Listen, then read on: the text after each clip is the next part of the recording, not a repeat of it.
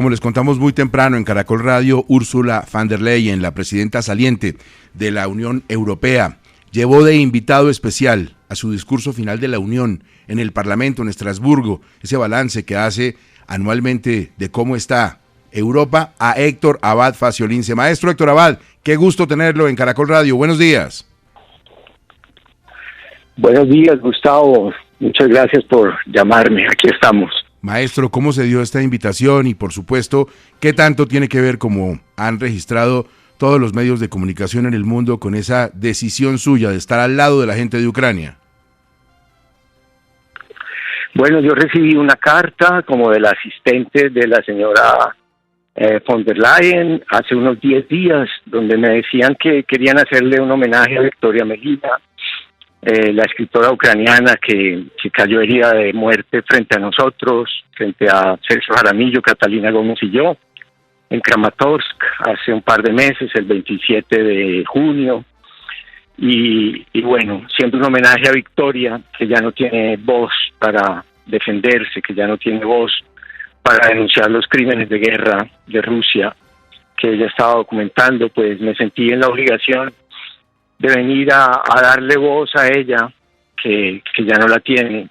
Y bueno, entonces lo hice muy honrado por Ucrania, contra la invasión y por el asesinato de Victoria Melina. Por eso vine, Gustavo.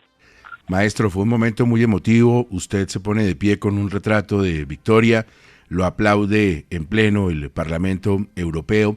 ¿Cuál fue la posición, la recepción de los parlamentarios frente a las palabras de la señora von der Leyen, precisamente en apoyo a todo lo que se está haciendo para estar junto a la gente de Ucrania en este momento tan duro? Bueno, ellos tratan de mantener en secreto quién es el invitado especial, que todos los años invitan a una persona, o por lo menos la señora von der Leyen lo ha hecho en los últimos años. Entonces yo estaba ahí medio escondido, pero me puse mi escarapela de Aguanta Ucrania, imprimí un retrato de Victoria, que era lo más importante. Yo tenía un viaje a Madrid, entonces fue muy oportuno, no tuvieron ni siquiera que traerme, pagarme el pasaje. Y nada, llegué ayer a Estrasburgo, nunca había estado aquí, yo nunca había estado en ningún parlamento, yo no he estado ni siquiera en el Congreso de Colombia. Es muy bonito, fue un discurso lleno de ideas importantes sobre el calentamiento global, sobre la igualdad de las mujeres ante el trabajo, sobre el problema más grave que hay hoy en el mundo y que en América Latina parece que no se entiende, que es la invasión de Rusia a Ucrania. Digamos que ahí se está jugando mucho de lo que pueda ocurrir, no solamente en Europa o en Estados Unidos o en Japón o en China, sino también, aunque no lo crean, en América Latina. Es una lucha entre un poder dictatorial que impone una manera de pensar, que impone un tipo de periodismo y no otro, que está contra todos los tipos de libertades por los que nosotros también luchamos, o que por lo menos defendemos, libertad de cátedra, de pensamiento, de prensa, de periodismo, de expresión. Eso está prohibido en Rusia y es lo que él quiere imponer en Ucrania. Y los ucranianos pues quieren ser ucranianos y los rusos no les quieren permitir que lo sean. Es como si España invadiera Portugal o a Cataluña y dijera qué es lo que hay que hacer. O como si Brasil invadiera a Colombia y nos dijera, bueno, de ahora en adelante se hace lo que digamos nosotros en Brasil. Es así de simple, porque también hay unos nexos obviamente históricos entre Rusia y Ucrania, pero en ese sentido, pues muchos países, España podría decir, bueno, la Nueva Granada fue nuestra, vamos por ella porque siempre fue nuestra. La historia se puede siempre manipular a favor de los invasores. Maestro, ¿qué ha seguido en esta campaña Aguanta Ucrania después de la muerte de Victoria Melina? Recapacitar, ver qué más podemos hacer, yo me había encargado de buscar escritores que estuvieran de acuerdo con nosotros, o músicos, o cineastas. Ya eso se hizo.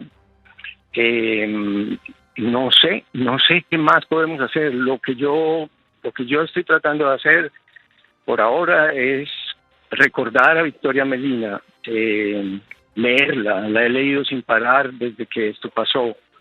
Cuando la conocí, yo no la había leído todavía. Intercambiamos libros. Conociéndola a través de la lectura, que es como mejor se conoce a un escritor,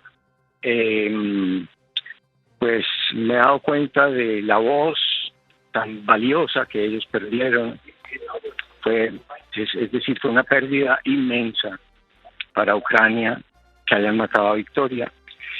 Pero bueno, el que dirige la campaña es Sergio Jaramillo. Él nos dirá por dónde podemos seguir para tratar de que en América Latina no sientan que Ucrania está muy lejos y que no tiene nada que ver con nosotros, que es una guerra sin importancia para nosotros. Yo creo que América Latina no se puede portar como se portó en la Segunda Guerra Mundial, cuando Argentina estaba a favor de los nazis. El dictador de Brasil tenía una posición ambigua, a veces a favor de los nazis, a veces a favor de los aliados. Muchos países se declararon neutrales en América Latina hasta que ya vieron que Hitler iba a perder la guerra. Yo creo que esa neutralidad nos ha sacado de la historia del mundo, nos ha mermado importancia en la historia del mundo. América Latina existe, debe tener una posición, creo yo que debe tener una posición a favor de la justicia y en contra de la violación de las leyes internacionales. Una de las primeras es la violación del territorio de los países soberanos, que fue lo que cometió Rusia en Ucrania.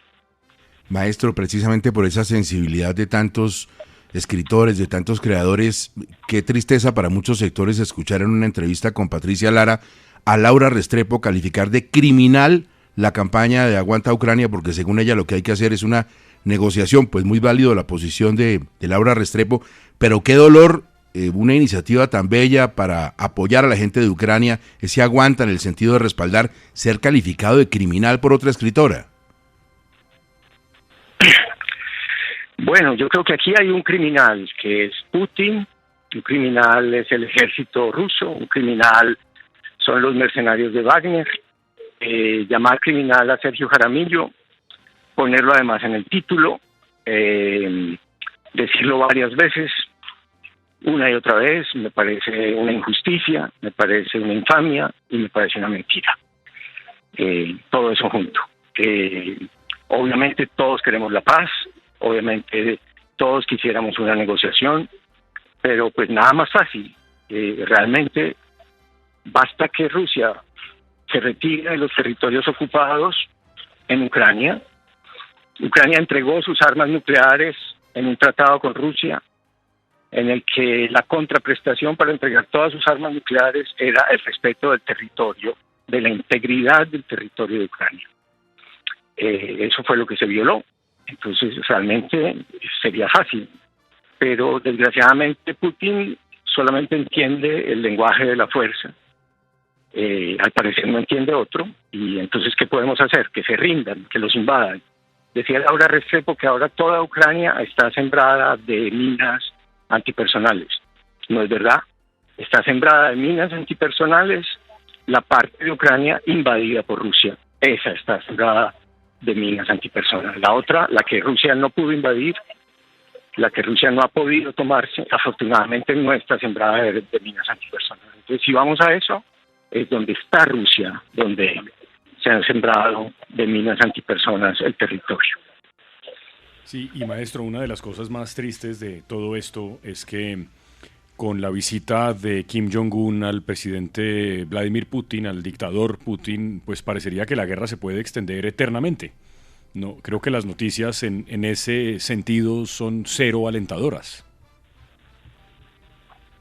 Pero fíjese una cosa, Gustavo, que el dictador de Corea del Norte sea el visitante acogido con tapetes rojos en una base militar rusa, una persona que ha reducido a su país, a Corea del Norte, a hambrunas cíclicas, a gente que no tiene ningún tipo de libertad, que ese sea el gran aliado de Putin, o que su gran aliado en América Latina sea el señor Ortega de Nicaragua o el señor Maduro de Venezuela.